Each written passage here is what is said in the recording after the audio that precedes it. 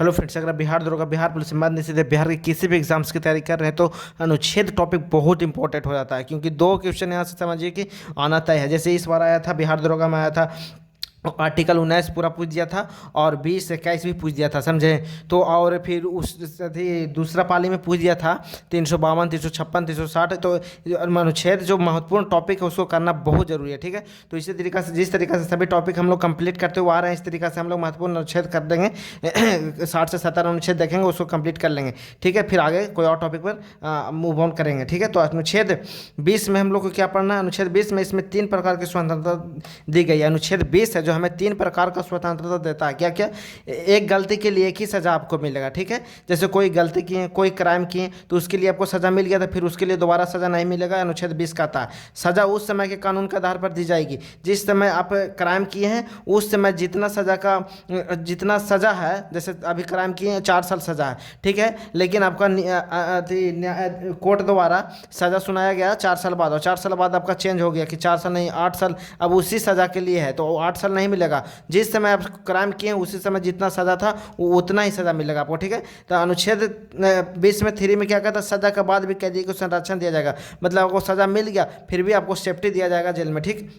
अनुच्छेद 20 क्या कहता है? अनुच्छेद 20 में, अब नोट में देखिए, अनुच्छेद 20 भी क्या कहता है। अनुच्छेद 20 के अनुसार जब तक किसी व्यक्ति को न्यायालय दोषी करार नहीं दे देती तब तक उसे अपराधी नहीं माना जाएगा, ठीक है। किसी व्यक्ति को अपने ही खिलाफ गवाही देने के लिए मजबूर नहीं किया जा सकता। अनुच्छेद 20 ये बात बोलता है, ठीक है। तो अनुच्छेद 20 है जो 3 प्रकार का हमें स्वतंत्रता देता है।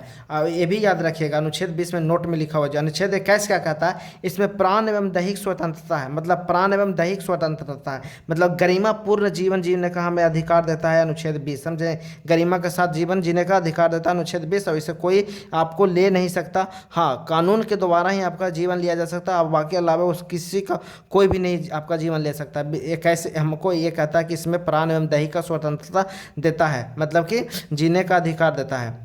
अनुच्छेद 21 में ही निजता का अधिकार जोड़ दिया गया है, मतलब प्राइवेसी, आपका प्राइवेसी का अधिकार भी अनुच्छेद 21 देता है, याद रखिएगा। अपनी पसंद के व्यक्ति से विवाह करने का अधिकार भी हमें 21 देता है। तो अनुच्छेद 21 में इतना जरूर याद रखिएगा, प्राण एवं दैहिक स्वतंत्रता का अधिकार अनुच्छेद 21 देता है, और निजता का अधिकार भी अनुच्छेद 21 देता है, और अपने पसंद के व्यक्ति से विवाह करने का अधिकार भी हमें अनुच्छेद 21 देता है। ऐसा पूछा हुआ क्वेश्चन बहुत बार रिपीट हुआ है। और अनुच्छेद 20 तथा 21 राष्ट्रीय आपातकाल अनुच्छेद 352 के दौरान भी नहीं रोका जा सकता है, अतः इसे सबसे शक्तिशाली मूल अधिकार कहते हैं। बहुत इंपॉर्टेंट, इसको याद रखेगा। अनुच्छेद जब राष्ट्रीय आपातकाल लगा हुआ रहता है 352, तब सब चीज़, सब अनुच्छेद आपको छीन लिया जा सकता है मौलिक अधिकार का, लेकिन 20-21 है उसको आप छीना नहीं जा सकता, उसको आप रद्द नहीं कर सकते हैं। समझ लीजिए कितना शक्तिशाली है अधिकार है ये, समझें। तो इसकी याद रखिएगा 20 और 21।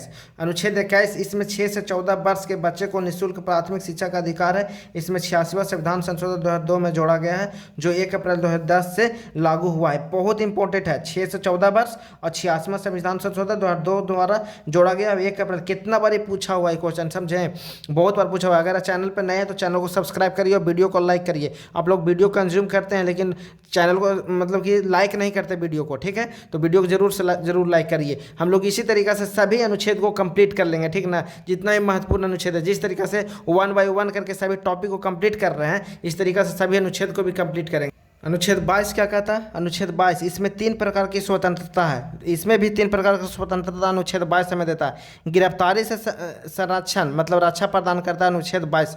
व्यक्ति को गिरफ्तार करने से पहले वारंट बताना होता है। जैसे कोई व्यक्ति को ऐसे डायरेक्ट जाके तो गिरफ्तार नहीं कर लीजिएगा, वारंट मजिस्ट्रेट है जो वारंट जारी करेगा तभी आपको गिरफ्तार किया जा सकता है, ऐसे कोई भी गिरफ्तार नहीं कर सकता है। अनुच्छेद 22 हमें ये बताता है, मतलब वारंट मतलब कारण बताना होता है। 24 घंटे के अंदर उसे न्यायालय में सशरीर प्रस्तुत करना होता है। जैसे आप गिरफ्तार कर लिए किसी को तो आप जेल में थोड़ी रह सकते हैं, आप उसको ले जाना पड़ेगा आपको न्यायालय में, 24 घंटा के अंदर ले जाना पड़ेगा, ठीक है। नहीं तो जेल में आपको मार पीट रहा है, आपको वहाँ ले ही ना जा रहा है न्यायालय में, तो कैसे आपको न्याय मिलेगा, ठीक है। तो 24 घंटा के अंदर आपको कहाँ ले जाना रहता है? न्यायालय में ले जाना रहता है, कोर्ट में ले जाना रहता है। गिरफ्तार व्यक्ति को अपना पसंद वकील रखने का अधिकार भी हमें अनुच्छेद 22 देता है। देखिए कितना इंपॉर्टेंट है। अनुच्छेद 22 में व्यक्ति को गिरफ्तार करने से पहले कानून बताना पड़ेगा। 24 घंटे के अंदर उसे न्यायालय जब गिरफ्तार कर लिए तो 24 घंटे के अंदर आप ले जाइए वहाँ न्यायालय में, समझे, कोर्ट कोर्ट में ले जाइए, वहाँ उसको सज़ा मिलेगा या क्या होगा वो कोर्ट डिसाइड करेगा। ठीक है, गिरफ्तार व्यक्ति को अपने पसंद वकील रखने का अधिकार है। जैसे गिरफ्तार कर लिया तो उसको अपना पसंद का वकील रखने का उसको अधिकार है। अनुच्छेद 23 क्या कहता है? बेगारी, बिना वेतन मतलब बेगारी कराना, बंधुआ मजदूर कराना, इस पर प्रतिबंध लगाता है अनुच्छेद। बिना वेतन का काम करवाना, इस पर अनुच्छेद 23 है जो क्या प्रतिबंध लगाता है। ठीक है, और पुरुषों और महिलाओं और बच्चों को खरीद बिक्री पर, मानव तस्करी पर रोक लगाता है अनुच्छेद 23। तो बहुत इंपॉर्टेंट याद रखें। अनुच्छेद 24 क्या कहता है? 14 वर्ष से कम उम्र के बच्चों को कारखाने, खदानों एवं अन्य खतरनाक कामों में नहीं लगाया जा सकता। इस पर प्रतिबंध लगाता है अनुच्छेद 24, 23, 22, 20, 21। ये सब अनुच्छेद 19 तक हम लोग कल देखे थे, आज हम लोग 24 तक देख लिए। अगले सेशन में हम लोग आगे करेंगे। ठीक है, इस टॉपिक को आज यहीं समाप्त करते हैं।